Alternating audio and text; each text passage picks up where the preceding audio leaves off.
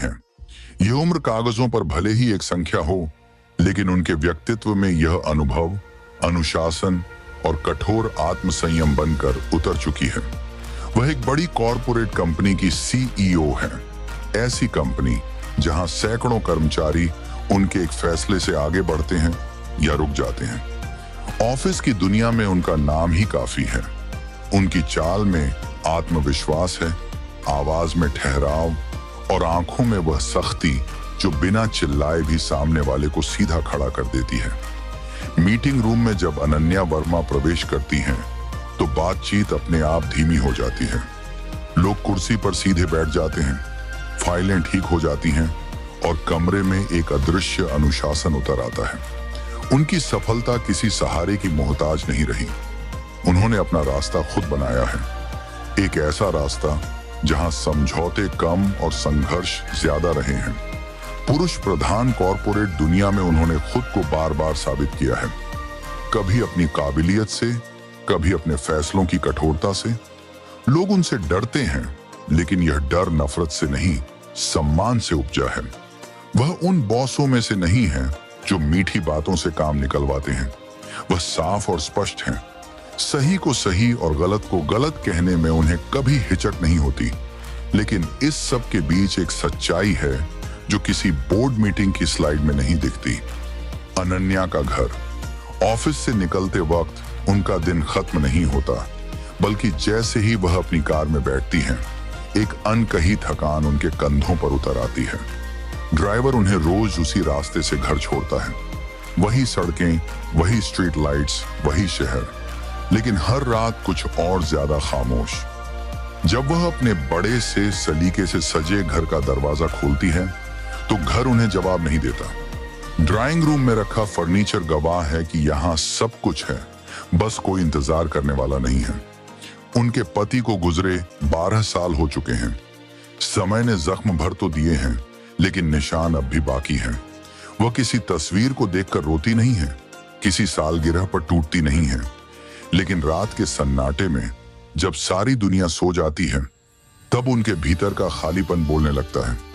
उनका बेटा विदेश में सेटल है, कामयाब है, खुश है। कम से कम फोन पर तो ऐसा ही लगता है।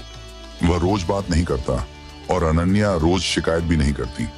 मां होने का दायित्व उन्होंने कभी बोझ नहीं बनने दिया। टीवी उनके घर में हमेशा चलता रहता है, कभी खबरें, कभी कोई पुरानी फिल्म, कभी कोई वेब सीरीज। आवाजें कमरे में गूंजती रहती हैं ताकि खामोशी ज्यादा भारी न लगे, लेकिन टीवी सिर्फ आवाज देता है, साथ नहीं।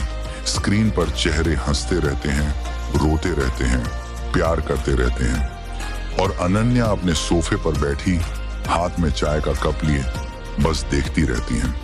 कई बार वह ध्यान भी नहीं देती कि स्क्रीन पर क्या चल रहा है। टीवी चलता है ताकि दिल को यह एहसास न हो कि वह कितना चुप है। दिन में वह सैकड़ों फैसले लेती हैं, करोड़ों के प्रोजेक्ट्स, सैकड़ों कर्मचारियों का भविष्य, कंपनी की छवि, सब कुछ उनके एक हस्ताक्षर पर निर्भर करता है। लेकिन रात को जब वह अपने बेडरूम में जाती हैं, तो कोई फैसला उनका इंतजार नहीं करता। वहां सिर्फ एक खाली बिस्तर है जो बहुत बड़ा है और बहुत ठंडा भी। कभी कभी वह खुद से सवाल करती हैं, क्या यही जीत है? क्या यही वह जिंदगी थी जिसके लिए उन्होंने इतनी लड़ाइयां लड़ी? फिर अगले ही पल वह खुद को डांट देती हैं। कमजोरी उन्हें पसंद नहीं। उन्होंने पूरी जिंदगी मजबूत रहना सीखा है। रोना, शिकायत करना, किसी का सहारा ढूंढना, ये सब उन्होंने बहुत पहले खुद से छीन लिया था। ऑफिस में अनन्या वर्मा को कोई यह नहीं पूछता कि उन्होंने रात का खाना खाया या नहीं। कोई यह नहीं देखता कि उनकी आंखों के नीचे कभी कभी हल्के काले घेरे क्यों आ जाते हैं। वहां वह सिर्फ बॉस हैं, एक पद, एक जिम्मेदारी, एक नाम। लेकिन आईने के सामने खड़ी अनन्या सिर्फ सीईओ नहीं होती। वहां एक औरत खड़ी होती है जिसने सब कुछ हासिल किया सिवाय उस अपनापन के जो बिना मांगे मिल जाता है। उनकी साड़ियों में सलीका है, उनके बालों में सफेदी नहीं बल्कि गरिमा है। उम्र उनके चेहरे पर नहीं, उनके अनुभव में झलकती है।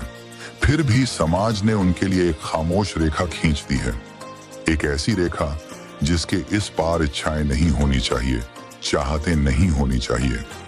वह खुद से कहती हैं कि उन्हें किसी चीज की कमी नहीं है।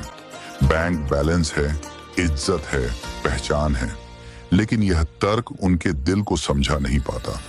दिल तर्क नहीं समझता, दिल सिर्फ महसूस करता है। अनन्या वर्मा ने जिंदगी जीत ली थी। उन्होंने वह सब पाया जिसके लिए लोग उम्र भर भागते हैं, लेकिन कहीं ना कहीं उसी जीत की कीमत पर जिंदगी उनसे दूर होती चली गई। और अब जब वह सब कुछ पाकर भी अकेली बैठी हैं, तो यह सवाल उनके भीतर धीरे धीरे आकार ले रहा है, क्या हर जीत सच में जीत होती है? यह कहानी यहीं से शुरू होती है, एक ऐसी औरत से जो सबकी बॉस है लेकिन अपनी नहीं। आरव 32 साल का था, लेकिन उसकी उम्र उसके चेहरे या व्यवहार में शोर नहीं करती थी। वह सीनियर प्रोजेक्ट मैनेजर था, फिर भी खुद को कभी जरूरत से ज्यादा साबित करने की कोशिश नहीं करता। ऑफिस के गलियारों में वह शांत रहता, ज्यादा बोलता नहीं, और जब बोलता तो शब्द तौले हुए होते। उसकी आंखों में जल्दबाजी नहीं थी, शायद इसलिए क्योंकि उसने जिंदगी में बहुत कुछ जल्दी खो दिया था। कैंसर ने उसकी मां को उससे छीन लिया था, और उसी दिन से उसने सीखा था कि किसी इंसान को उसकी उम्र, ओहदे या कमजोरी से नहीं, उसके दर्द और व्यवहार से पहचाना जाता है। पहली मीटिंग में माहौल तनाव से भरा हुआ था। अनन्या एक फाइल हाथ में लिए खड़ी थी और उनकी आवाज में गुस्सा साफ झलक रहा था। एक बड़ी गलती हो चुकी थी और कमरे में बैठे हर चेहरे पर डर था। कोई कुछ बोलने की हिम्मत नहीं कर रहा था। सबकी नजरें नीचे झुकी हुई थी, जैसे चुप्पी ही उन्हें बचा लेगी। तभी आरव ने धीरे से बोलना शुरू किया। उसकी आवाज में न तो चुनौती थी न डर। उसने बस इतना कहा, मैम, गलती टीम की है, आप अकेले जिम्मेदार नहीं हैं। कमरे में एक पल के लिए सन्नाटा और गहरा हो गया। अनन्या ने चौंक कर उसकी ओर देखा। यह वाक्य उनके लिए नया नहीं था, लेकिन जिस ढंग से कहा गया था वह नया था। उसमें डर नहीं था, उसमें इंसानियत थी। पहली बार किसी ने उनसे बॉस की तरह नहीं, एक इंसान की तरह बात की थी। देर रात तक चलने वाली मीटिंग्स अब अनन्या के लिए सिर्फ काम नहीं रह गई थी। फाइलों के ढेर के बीच जब ऑफिस की लाइटें एक एक करके बुझने लगती, तब भी आरव की टेबल पर लैपटॉप खुला रहता। कॉफी मशीन के पास खड़े होकर 2 मिनट की बातचीत, जो अक्सर प्रोजेक्ट से शुरू होती और बिना किसी तय दिशा के खत्म हो जाती, अनन्या को अजीब सा सुकून देने लगी थी। ऑफिस खत्म होने के बाद भी कई बार वे दोनों किसी फाइल पर चर्चा करते रह जाते, जैसे काम सिर्फ एक बहाना हो बातचीत की जरूरत को छुपाने का। आरव कभी सवाल नहीं पूछता था, कभी निजी होने की कोशिश नहीं करता था। वह बस मौजूद रहता था, शांत, स्थिर, बिना किसी अपेक्षा के। एक शाम थकान और खामोशी के बीच अनन्या ने अचानक पूछ लिया, तुम्हें डर नहीं लगता मुझसे? यह सवाल उनके अपने भीतर से निकला था, आदत से नहीं। आरव ने उनकी तरफ देखा और हल्की सी मुस्कान के साथ कहा, डर उस चीज से लगता है जो झूठी हो, आप जैसी हैं वैसी नहीं। उस वाक्य ने अनन्या को भीतर तक छू लिया। वो कुछ नहीं बोली, बस चुप रही। उस रात घर जाकर जब वह आईने के सामने खड़ी हुई, तो पहली बार उन्होंने अपनी उम्र नहीं देखी। उन्होंने उस औरत को देखा जो अब भी महसूस कर सकती थी, जिसे अब भी किसी के शब्दों ने हिला दिया था। और यही एहसास बिना शोर किए उनके दिल में धीरे धीरे जगह बना रहा था। शाम अचानक भारी हो गई थी। बाहर बारिश तेज हो चुकी थी और ऑफिस लगभग खाली था। कॉरिडोर में गूंजती बूंदों की आवाज के बीच अनन्या और आरव एक आखिरी फाइल देख रहे थे। तभी अचानक लाइट चली गई। पूरा फ्लोर अंधेरे में डूब गया, जैसे किसी ने जानबूझकर उस पल को अलग कर दिया हो। कुछ सेकंड की खामोशी थी, जिसमें सिर्फ बारिश की आवाज थी। अंधेरे में चलते हुए आरव का हाथ अनजाने में अनन्या के हाथ से टकरा गया। वह स्पर्श बहुत छोटा था, लेकिन उसका असर गहरा था। अनन्या ने तुरंत अपना हाथ खींच लिया, जैसे किसी आग को छू लिया हो। उनका दिल तेज धड़कने लगा, सांसें अनियमित हो गईं। वह कुछ बोली नहीं, न आरव ने कुछ कहा। दोनों ने जैसे उस पल को नजरअंदाज करने की कोशिश की, लेकिन वह पल खुद को नजरअंदाज होने नहीं दे रहा था। घर पहुंचकर अनन्या ने खुद को आईने के सामने खड़ा पाया। उन्होंने खुद से कहा, अनन्या, ये पागलपन है। लेकिन दिल उन्हें मानने को तैयार नहीं था। उस रात 12 साल बाद नींद ने उनका साथ नहीं दिया।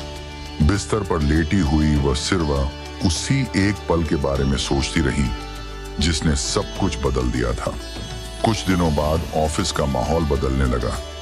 बातचीत अब मीटिंग रूम तक सीमित नहीं रही, वह कॉरिडोर और पैंट्री तक फैल गई। धीमी आवाजों में फुसफुसाहटें होने लगी। कोई कहता कि बॉस आरव को ज्यादा मौके दे रही हैं। कोई बिना पूरा वाक्य कहे ही चुप हो जाता, जैसे इशारा ही काफी हो। अनन्या ने यह सब सुना, महसूस किया, लेकिन अनदेखा करने की कोशिश करती रही।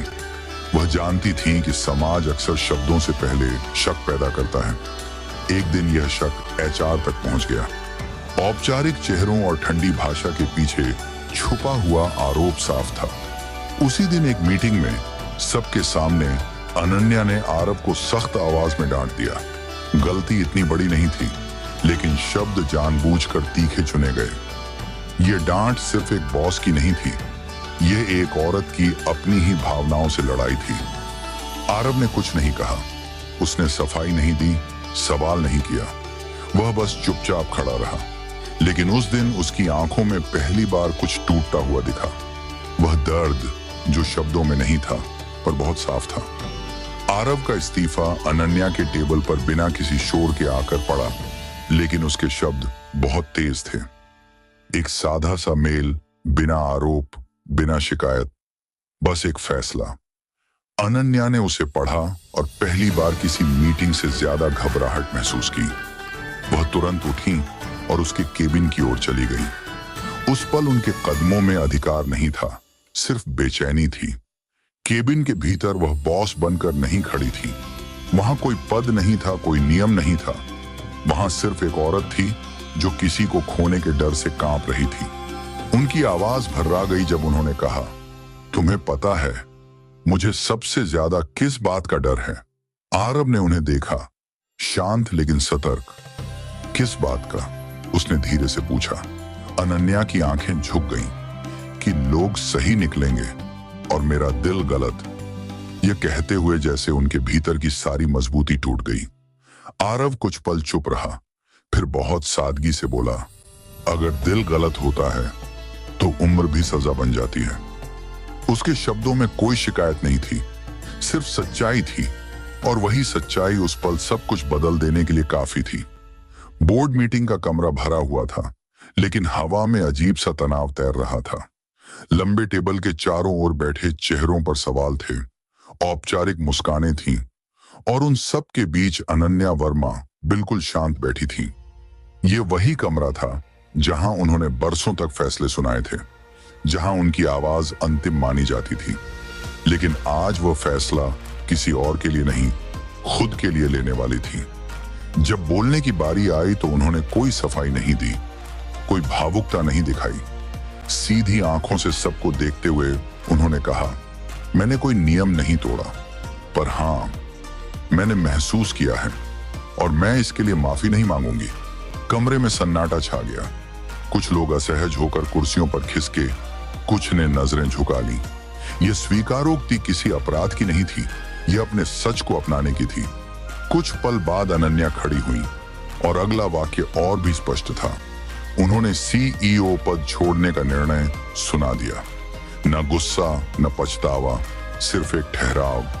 वह उस कमरे से बाहर निकली जहां उन्होंने सब कुछ पाया था, और पहली बार अपनी जिंदगी को चुनते हुए चली गई। 6 महीने बाद जिंदगी किसी और रफ्तार से बह रही थी। शहर छोटा था, भीड़ कम, और समय जैसे थोड़ा ठहरा हुआ। एक शांत सी गली में किताबों की खुशबू और कॉफी की महक एक दूसरे में घुली रहती थी। वहीं एक छोटा सा बुक स्टोर था जिसके एक कोने में कैफे बना हुआ था। सुबह की हल्की धूप कांच की खिड़की से भीतर आ रही थी। आरव काउंटर के पीछे खड़ा कॉफी बना रहा था। उसके चेहरे पर वही शांति थी, लेकिन अब उसमें एक सुकून भी जुड़ गया था। अनन्या सामने की शेल्फ पर किताबें सजा रही थी। उनके हाथों की गति धीमी थी, जैसे उन्हें कहीं पहुंचने की जल्दी न हो। दोनों के बीच कोई औपचारिकता नहीं थी, कोई पुराना रिश्ता भी नहीं, जिसे निभाने का बोझ हो। यहाँ न कोई बॉस था, न कोई एम्प्लॉय, उम्र का कोई हिसाब नहीं था, समाज का कोई सवाल नहीं। बस दो लोग थे जो अपनी अपनी लड़ाइयां लड़कर यहाँ पहुंचे थे। उन्होंने देर से एक दूसरे को पाया था, लेकिन शायद पहली बार सही समय पर। बाहर सड़क पर जिंदगी चल रही थी और भीतर बिना किसी नाम के एक शांत सा प्यार सांस ले रहा था। कहानी का मैसेज, यह कहानी हमें याद दिलाती है कि प्यार किसी कैलेंडर की तारीखों या उम्र के अंकों से नहीं बंधा होता। वह न पद देखता है, न हैसियत, न समाज के बनाए हुए नियम। प्यार बस दिल की सच्चाई पहचानता है। समाज सवाल उठाता है, सीमाएं खींचता है और डर पैदा करता है, लेकिन जो इंसान उस डर के पार अपने सच को चुन लेता है, वही सच में जीना सीखता है। क्योंकि जिंदगी दूसरों को सही साबित करने के लिए नहीं, खुद के साथ ईमानदार रहने के लिए होती है। अगर यह कहानी आपको छू गई हो